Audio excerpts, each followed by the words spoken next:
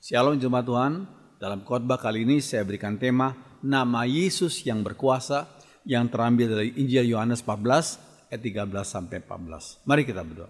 Mohon Roh Kudus, Roh kebenaran, Roh hikmat membimbing hamba-Mu yang akan menyampaikan firman Tuhan, dan setiap kami yang menonton dan mendengarnya, setiap kami dibimbing oleh Roh yang sampai itu, yaitu Roh Kudus. Berfirmanlah kepada kami siap mendengarkannya dalam nama Tuhan Yesus. Amin. Nama Yesus yang berkuasa. Yohanes 14 ayat 13 sampai 14 dikatakan, dan apa juga yang kamu minta dalam namaku, aku akan melakukannya supaya Bapa dipermuliakan di dalam Anak. Jika kamu meminta sesuatu kepadaku dalam namaku, aku akan melakukannya. Puji Tuhan. Terus sekalian, ada seorang pujangga terkenal dari Inggris yang bernama William Shakespeare. Sekian abad yang lalu ya. Pernah dia mempertanyakan, what is a name? Apa sih makna, apa sih arti suatu nama itu?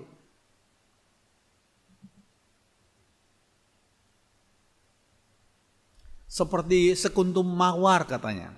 Walau diubah namanya, tapi wanginya tetap sama. Maksudnya, walaupun sekuntum mawar itu diubah namanya, tetapi yang penting wanginya. Jadi bagi William Shakespeare, nama itu gak terlalu penting. Yang penting mungkin esensinya. Namun dalam Alkitab, nama itu bukan sekedar satu kata, tetapi nama menyatakan pribadi seseorang. Lihat 1 Samuel 25 ayat 25. Janganlah kiranya tuanku mengindahkan Nabal, orang yang dursila itu.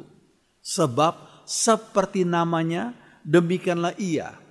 Nabal namanya dan bebal orangnya. Jadi bagi Alkitab, dalam Alkitab, nama itu menyatakan pribadi orang itu. Jadi nama bagi Alkitab bukan sekedar nama, tapi menyatakan pribadi orang itu. Dalam, kita ingat bisa dalam perjanjian lama juga, yaitu nama Joshua. Joshua itu berarti juru selamat dalam bahasa Ibrani. Karena Tuhan memakai Joshua untuk memimpin bangsa Israel untuk masuk dan menduduki tanah perjanjian, itu tanah Kanaan. Cocoklah namanya berarti Joshua, artinya juru selamat. Demikian juga nama Tuhan kita Yesus. Kata Yesus itu berarti juru selamat juga. Matius 1 ayat 21 dikatakan, ia akan melahirkan seorang anak laki-laki, dan engkau akan menamakan dia Yesus, karena dialah yang akan menyelamatkan umatnya dari dosa. Yesus artinya juru selamat. Memang benar, dia menyelamatkan umatnya dari dosa. Jadi nama bukan sekedar nama, nama menyatakan pribadi. Itu menurut Alkitab.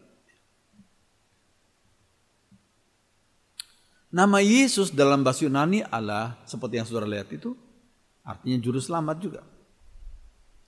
Kisah Rasul 4 ayat 12 dikatakan, hanya melalui Yesus saja, di dalam terjemahan sehari-hari ya, hanya melalui Yesus saja orang diselamatkan. Sebab di seluruh dunia, di antara manusia tidak ada seorang lainnya, tidak ada seorang lain pun yang mendapatkan kekuasaan dari Allah untuk menyelamatkan kita, yaitu hanya satu, yaitu Yesus saja, juru selamat. Puji Tuhan. Nama Yesus itu berkuasa sekali. Kata kuasa itu dalam bahasa Yunaninya adalah dunamis. Karena Injil adalah kekuatan. Dunamis Allah. Itu Roma 1 ayat 16. Seperti kalau kita ingat akan seperti gambar ini. Dari kata dunamis itu muncullah kata dinamit. Dalam bahasa Inggris, dinamit adalah bahan peledak yang bisa menghancurkan bukit batu. Demikian juga dunamis Injil itu mempunyai kekuatan yang bisa menghancurkan hati-hati yang keras dari manusia yang berdosa ini. Puji Tuhan. Kuasa nama Yesus. Nama itu menyatakan pribadi seseorang. Seperti yang saya sudah jelaskan tadi. Musa pernah bertanya kepada Allah yang mengutusnya. Dia bertanya, siapakah engkau yang mengutus aku? Kalau orang bertanya, siapa nama Allah yang mengutus kamu? Namanya siapa? Lalu aku jawab apa, Tuhan? Lalu Allah memperkenalkan namanya kepada Musa. Dalam Keluaran 3 ya, dikatakan, katakan kepada mereka, aku adalah aku yang mengutus kamu. Dalam bahasa aslinya, kata aku adalah Ehye Asyir Ehye. Itu dalam bahasa Ibraninya. Ya. Aku adalah aku. Makna Ehye Asyir Ehye adalah aku di sini. I'm here. Sungguh hadir, really present. And siap menolong. And ready to help. I am here, really present and ready to help. Aku di sini sungguh hadir dan siap menolong. Dan di sini kata Ehye Asyir Ehye dikaitkan dengan kata kerja aktif. Aku di sini, aku sungguh hadir dan aku siap menolong. Itu untuk menyadarkan Musa dan umat Israel bahwa Allah yang disembah oleh umatnya ini bukanlah Allah yang pasif, bukan Allah yang mati, tapi Allah yang aktif. Sebab Allah adalah Allah yang hidup, pencipta, pemelihara, penebus umatnya. Puji Tuhan. Memang Allah yang kita kenal dalam Tuhan Yesus bukanlah pribadi yang pasif. Yang diam-diam saja setelah mencipta, diam-diam saja, tidak. Tapi Allah yang aktif memelihara umatnya. Karena beliau juga disebut sebagai gembala bagi umatnya. Suatu hal yang penting. Kuasa nama Yesus. Pertama, kalau kita bicara soal kuasa nama Yesus, yang pertama adalah nama itu menghancurkan kuasa iblis dan roh-roh jahat. Yesus telah menghancurkan kuasa iblis dan roh-roh jahat.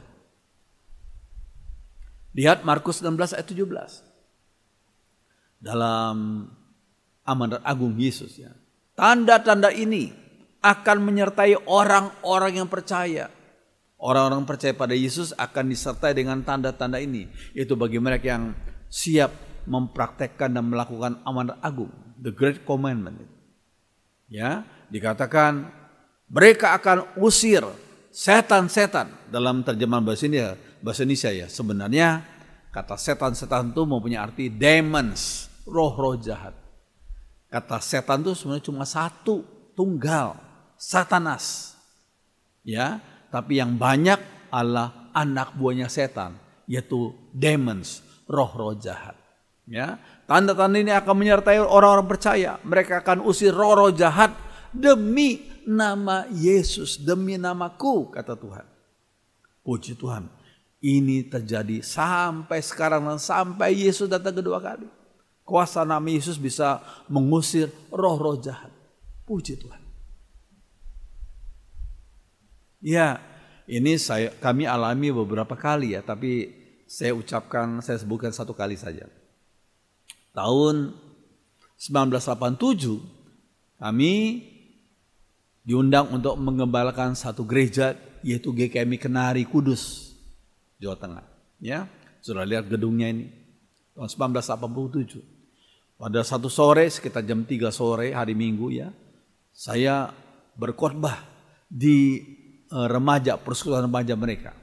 Lalu tiba-tiba ada seorang remaja yang pertama kali muncul. Remaja laki, umurnya sekitar 17, tapi badannya tegap, besar gitu ya.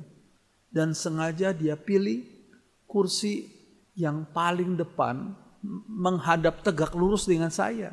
Padahal dia baru kali itu datang. Saya tidak tahu, saya khotbah saja. Saya tidak merasakan apa-apa, saya khotbah saja dalam nama Yesus. Setelah saya khotbah selesai, kemudian mereka nyanyi, kemudian mereka tutup dalam doa. Udah selesai. Kemudian gak lama kemudian pemimpin daripada persekutuan itu undang saya, Pak, boleh nggak kita ngomong-ngomong? Apa ini? Ini Pak, saya punya teman yang barusan tadi datang itu, yang datangnya terlambat itu. Teman saya ini belum percaya Yesus Pak, tapi dia mau konsultasi sama Bapak. Oh iya silakan. Kemudian kami ajak dia ke pastori. Pastori sama gereja tidak jauh ya, hanya memakai mungkin sekitar hanya nggak sampai 500 meter ya. Ya hanya mungkin 100 meter saja. Ya. Kami bawa ke pastori. Saya, istri saya sama ketua pemuda, ketua remaja itu dan orang itu. Ya. Kemudian dia ngomong, Pak, saya ini belum pernah ke gereja Pak, dan saya belum percaya Yesus. Saya ini belajar ilmu hipnotis Pak. Saya sudah praktekkan ya di dalam kehidupan saya. Saya menghipnotis anjing-anjing yang besar-besar itu. Mereka semua takluk Pak dengan hipnotis saya. Dan saya juga belajar ilmu kekebalan Pak. Saya pernah berantem dengan beberapa orang di Simpang 7 Kudus. Ya, saya dipukul, saya membal seperti bola Pak. Kemudian saya pukul mereka, kalah mereka semua. Ya, saya datang ke sini untuk mencobai Bapak, dia bilang. Saya mau hipnotis Bapak. Makanya saya duduk di paling depan Pak, tegak lurus dengan Bapak. Saya waktu Bapak khotbah, saya hipnotis Bapak. Pertama kali saya hipnotis, keluar air mata Pak. Kemudian yang kedua saya bilang, saya coba lebih konsentrasi. Saya mau hipnotis Bapak. Lebih banyak air mata keluar. Yang ketiga ini yang terakhir, saya paling mau konsentrasi untuk hipnotis Bapak. Ternyata lebih banyak air mata keluar. Kemudian dia tanya, Pak, Bapak ilmu apa? Bapak belajar ilmu apa? Saya mau diajar Pak. Waktu saya dengar itu saya kaget. Kamu menghipnotis saya nggak rasa apa-apa. Dan saya nggak punya ilmu apa-apa. Saya hanya percaya pada Tuhan Yesus. Tuhan Yesus bisa menyelamatkan kita, bisa menebus engkau. Mau engkau didoakan? Mau Pak. Kemudian saya minta dia berlutut di tengah-tengah. Dia berlutut di atas lantai. Ya. Kemudian saya, istri saya, dan ketua remaja itu berdoa. Dan kalau kita ngusir roh jahat, jangan kita tutup mata, kita tetap buka mata. Kita nyanyikan satu lagu, dalam nama Yesus, dalam nama Yesus. Wah, waktu kami nyanyikan lagu itu, dia mulai gelisah, sungguh gelisah. Akhirnya dia mengadu-adukan, dia punya jidat tuh di lantai. Terus gelisah. Kami nyanyi beberapa kali, dalam nama Yesus, ada kemenangan. Lalu ketika saatnya sudah tiba, saya berdoa, dalam nama Tuhan Yesus, segala roh jahat engkau keluar, engkau tinggalkan pemuda ini, remaja ini, dia adalah milik Tuhan. Wah, ternyata waktu saya sampaikan itu, saya doakan tuh, dia jatuh dan dia jatuh ke belakang, ya, pingsan, jatuh ke belakang karena memang dia ada roh jahatnya, ya, dilepaskan oleh Tuhan. Dia pingsan ke belakang. Kemudian saya bersama dengan kami bertiga taruh dia di atas sofa, ya dia tidur di situ. Nah setelah beberapa menit dia tidur, kemudian tiba-tiba dia bangun. Hal yang aneh, dia bertanya, saya di mana nih? Saya bilang, kamu di pastori. Waktu saya datang saya ingat semua itu gelap, semua itu ada sekat-sekatnya. Kok sekarang kok terang sekali? Iya, kamu sudah dilepaskan dari kuasa kegelapan. Nah, biasanya salah satu tanda orang yang dilepaskan dari kuasa kegelapan adalah dia langsung mau kencing, ya mau ke belakang, pamit mau kencing. Ya silakan. Kemudian kami doakan lagi, dia dibebaskan dari kuasa gelap. Terus sekalian, jadi memang betul kuasa nama Yesus bisa mengalahkan, bisa mengusir kuasa iblis dan roh-roh jahat. Kalau saudara belum percaya hal itu, alami itu. Alami kuasa itu dalam kehidupan dan dalam pelayananmu, ya. Dan jangan kalau sudah menghadapi orang yang kerasukan, jangan sudah lari, jangan sudah takut. Hadapi itu dalam nama Tuhan Yesus. Buktikan bahwa nama Yesus itu berkuasa. Puji Tuhan. Oke. Yang kedua, kuasa nama Yesus yang menimbulkan dan menumbuhkan kasih yang rela berkorban. Ya, nama Yesus menimbulkan dan menumbuhkan kasih yang rela berkorban. Kasih Yesus menguasai para pemberita Injil. Ya, kata compel. Compel artinya memaksa atau mendorong. Saudara lihat dalam 2 Korintus 5 ayat 14. Ya, dikatakan Rasul Paulus berkata, kasih Kristuslah yang menguasai kami. Kata menguasai itu dalam bahasa Inggris adalah compel, memaksa kami, mendorong kami. Kata disebut menguasai kami. Terus kan kasih Kristus, ya, ini suatu hal yang penting sekali. Iya, kasih Yesus berkuasa untuk mengubah hati yang keras dan menentang Yesus, dirubah oleh kasih Yesus menjadi orang yang menerima. Hati mereka jadi menerima. Tadinya dia benci sekali sama orang Kristen. Bahkan sering kali melakukan hal-hal yang buruk kepada gereja Tuhan. Ya. Tapi waktu dijamah oleh kasih Yesus itu mengubah hati yang keras dan yang menentang menjadi menerima. Puji Tuhan. Belakangan ini saya lihat di YouTube ada banyak orang dari berbagai macam tempat. Ada yang dari Jawa Barat, ada yang dari Madura, ada yang dari Aceh, ada dari tempat-tempat yang lain. Yang sebelumnya kita nggak pernah nyangka. Mereka melihat dan mengalami kasih Tuhan. Sehingga akhirnya mereka tinggalkan kepercayaan mereka yang lama dan mereka percaya Yesus. Bahkan ada juga kesaksian, ada orang yang diberikan penglihatan khusus ketika mereka menjalani ibadah mereka di negara yang kita tahu itu. Ya, seluruh orang setiap dari berbagai bangsa kumpul tiap tahun itu kumpul jutaan orang. Jadi orang itu malah menerima Yesus, percaya Yesus, mendapat penglihatan dari Tuhan. Suatu dia menjalani agamanya itu. Ya, sehingga ketika pulang ke Indonesia justru dia menjadi pengikut Yesus. Puji Tuhan, puji Tuhan. 2 Korintus 10 ayat 4. Karena senjata kami dalam perjuangan bukanlah senjata duniawi, tapi senjata yang diperlengkapi dengan kuasa Allah yang sanggup untuk meruntuhkan benteng-benteng. Saya ulangi, 2 Korintus 10 ayat 4. Karena senjata kami dalam perjuangan bukanlah senjata duniawi, tapi senjata yang diperlengkapi dengan kuasa Allah yang sanggup untuk meruntuhkan benteng-benteng. Setiap orang berdosa itu punya benteng-benteng yang dilakukan oleh dosa maupun oleh roh-roh jahat. Nah, kita diperlengkapi oleh kuasa Allah. Kalau kita menyatakan dan menyampaikan firman Tuhan, maka Roh Kudus menguasai kita dan bisa menjamah hati mereka yang menolak, membenci, sekarang menjadi menerima dan mencintai Yesus. Puji Tuhan.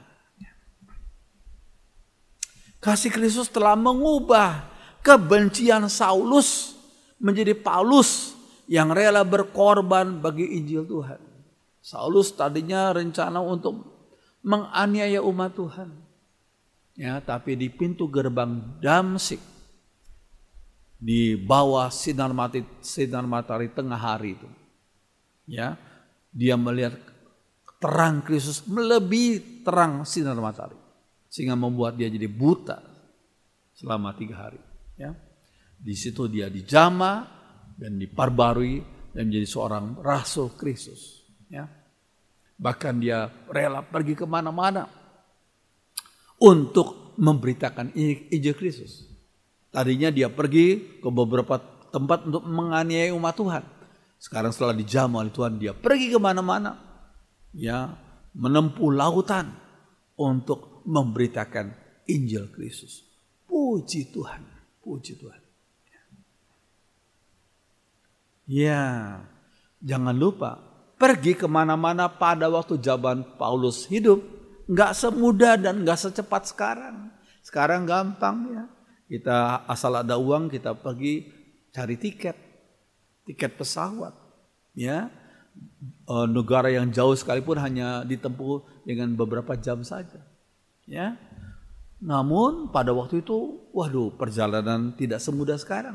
Ya, sehingga kalau kita lihat dalam Kisah Rasul 13 ayat 13, seorang anak muda waktu itu yang bernama Markus. Tadinya pertama-tama begitu semangat mau ikut misinya Paulus, tapi suatu menghadapi tantangan, dia ingat mamanya. I remember my mama. Saya ingat mama saya. Kemudian dia pamit dari Paulus kepada Paulus dan dia pulang. Dan itu sikap demikian tuh sungguh mengecewakan Paulus. Ya, terus kalian. Nah ini kalau sudah lihat silakan Kisah Rasul 13. Tapi sekarang orang PI, orang bersaksi, orang diutus gampang saja. Asal ada duit dia bisa membeli tiket pesawat. Ya saudara sekalian, puji Tuhan. Kasih Yesus mengubah hati seseorang dari yang membenci sekarang menjadi pembela Injil Kristus. Puji Tuhan. Iya, kuasa nama Yesus yang menghancurkan hati yang keras jadi lembut. Tadinya hatinya keras sekali, sekarang jadi lembut. Kasih bisa menghancurkan hati manusia yang keras. Kenapa hati keras? Karena kebencian terhadap orang-orang Kristen, kebencian terhadap pendeta-pendeta. Ketika dijamah oleh kasih Kristus, hatinya jadi lembut dan bisa percaya pada Yesus dan bisa saling mengasihi. Puji Tuhan. 2 Korintus 10 ayat 4. Rasul Paulus berkata apa? Karena senjata kami dalam perjuangan bukanlah senjata duniawi, melainkan senjata yang diperlengkapi dengan kuasa Allah yang sanggup untuk meruntuhkan benteng-benteng dalam hati manusia, benteng-benteng dalam pikiran manusia. Ya, kalau kita menyampaikan firman Tuhan dengan urapan Roh Kudus, kita diurapi oleh kuasa Allah yang bisa meruntuhkan benteng-benteng manusia. Oh, puji Tuhan. Kuasa dan kasih Kristus dapat meruntuhkan benteng-benteng kebencian dan benteng-benteng kesombongan. Ya, puji Tuhan, puji Tuhan. Terus sekalian, kebencian itu berakibat kehancuran bagi bangsa-bangsa dan kebencian itu tidak membangun. Ya, ada kebencian itu bisa menghancurkan bangsa-bangsa. Dan kebencian memang tidak membangun. Ya, kita lihat ada satu buku judulnya Hitler, Jews and Hate. Hitler, orang-orang Yahudi dan kebencian. Ya, memang juga. Ya,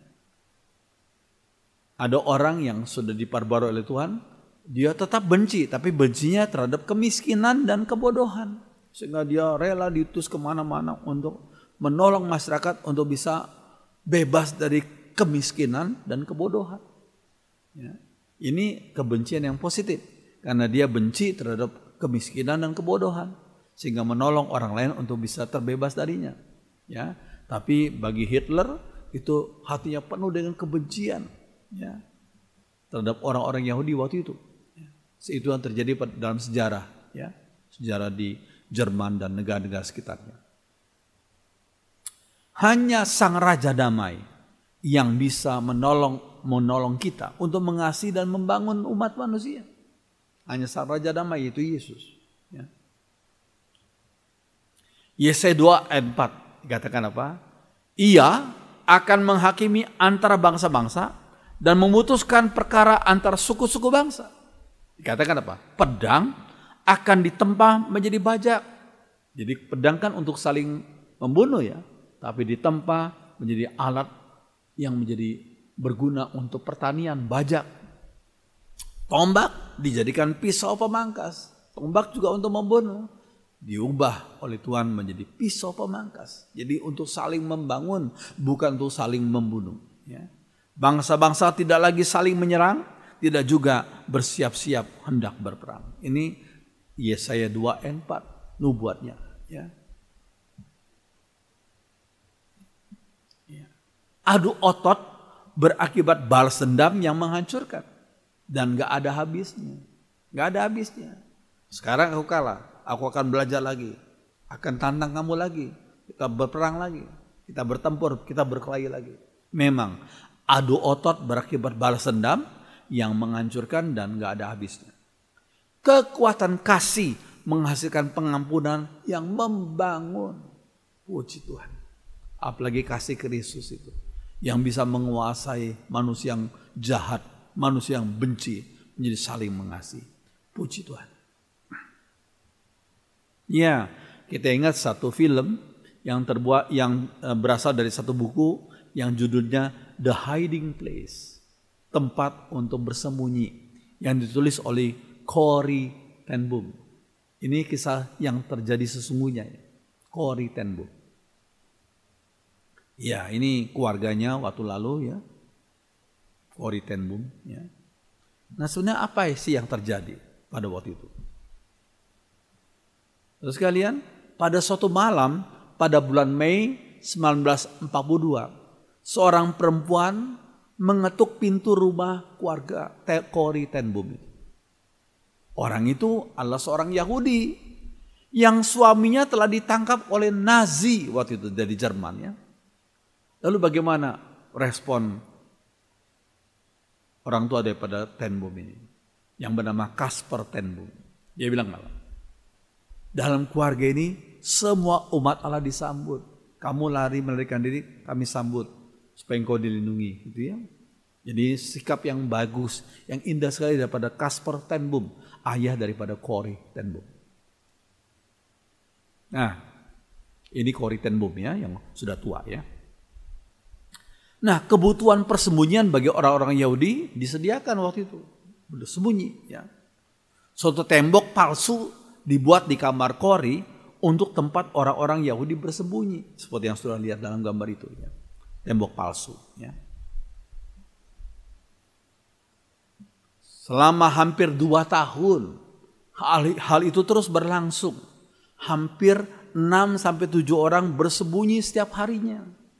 Selama hampir 2 tahun, keluarga ten Boom berhasil menyembunyikan 800 orang Yahudi dan menyelamatkan nyawa mereka. Bayangkan 800 orang-orang Yahudi yang disembunyikan oleh keluarga ten Boom daripada pengejaran dari prajuritnya Hitler itu. Ya.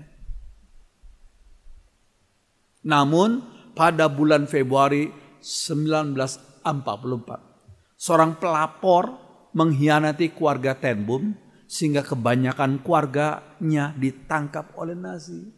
Ya, karena ada seorang yang jahat yang melaporkan, ternyata keluarga ten Boom itu menyembunyikan orang-orang Yahudi yang dikejar-kejar. Akhirnya keluarga ten Boom itu ditangkap oleh prajurit Nazi. Ya. Nah, ini foto ayahnya yang sudah tua, ayah daripada Corrie ten Boom. Ya. Sang ayah yang bernama Casper hanya bertahan 10 hari di penjara dan meninggal. Ya, karena penjaranya pasti berat, susah.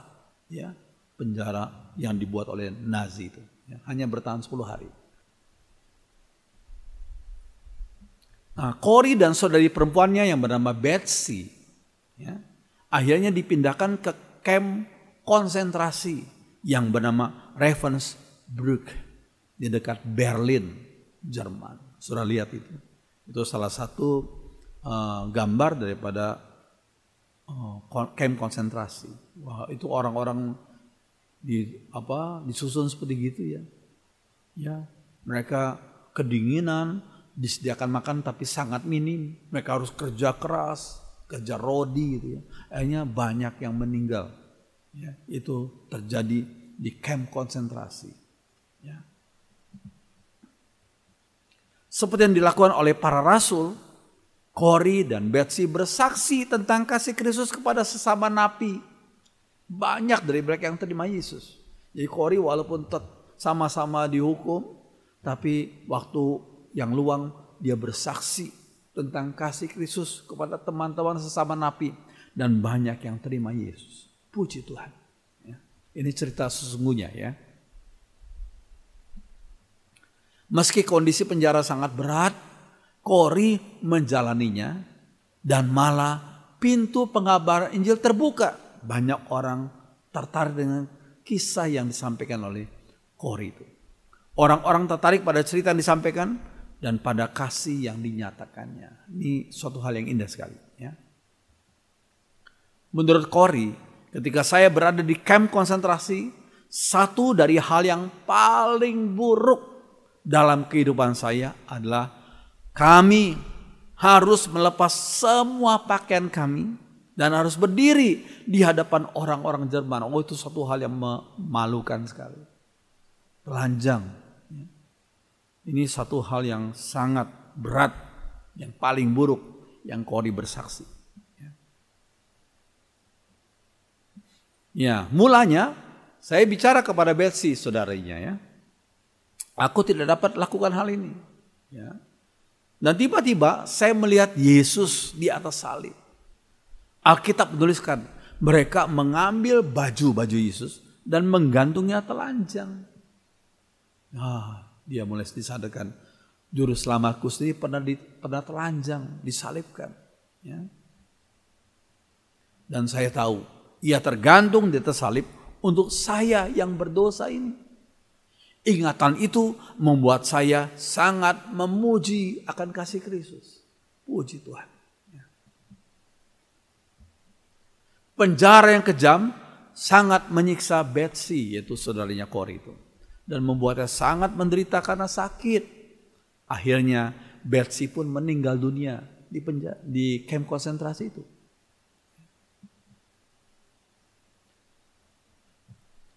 Akhirnya setelah 11 bulan di penjara, 11 bulan, hampir setahun ya, Kori dibebaskan. Karena apa?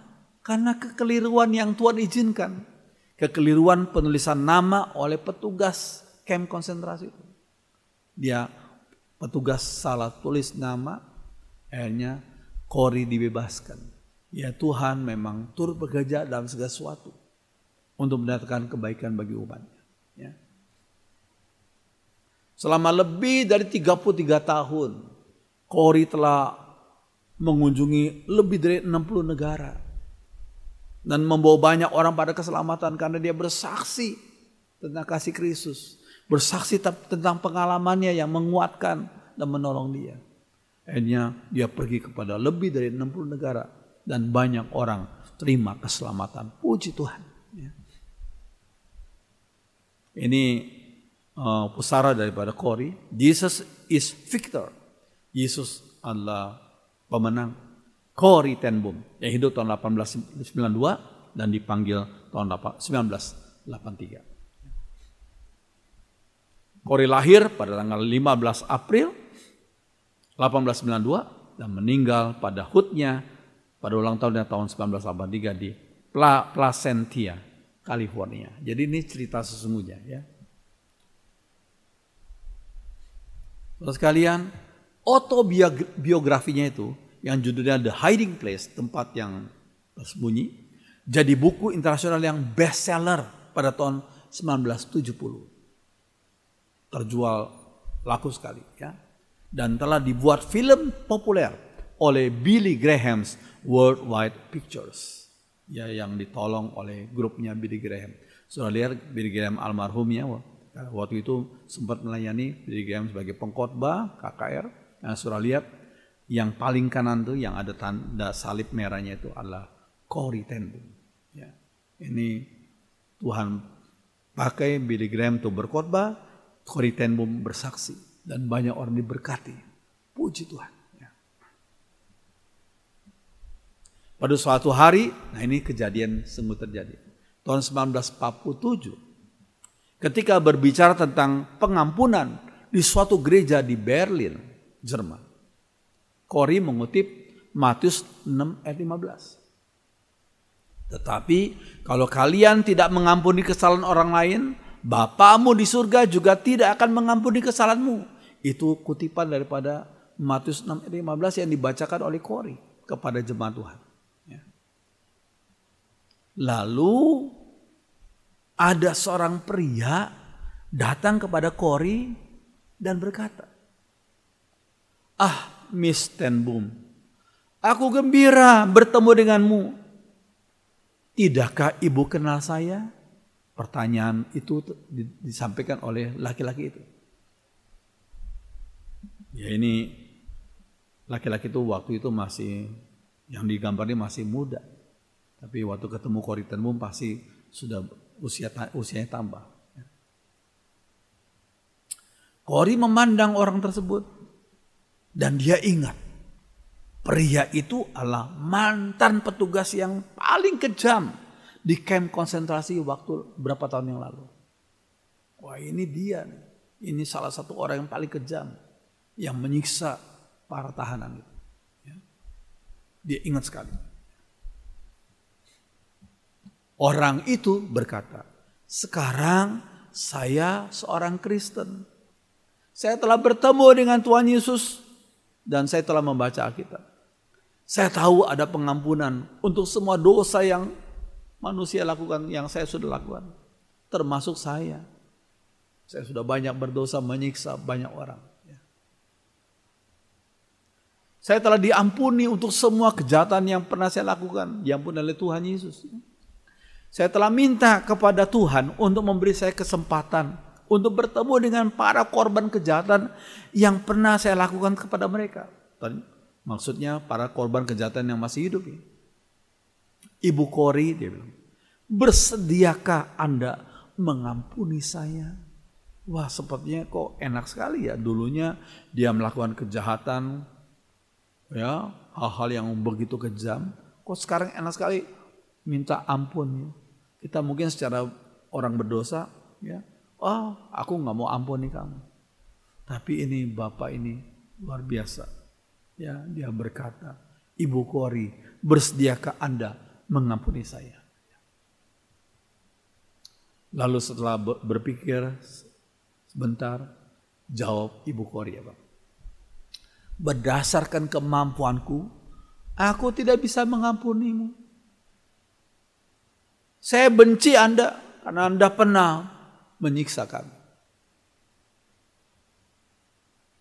Namun aku teringat akan Roma 5 ayat 5. Karena kasih Allah telah dicurahkan dalam hati kita oleh Roh Kudus.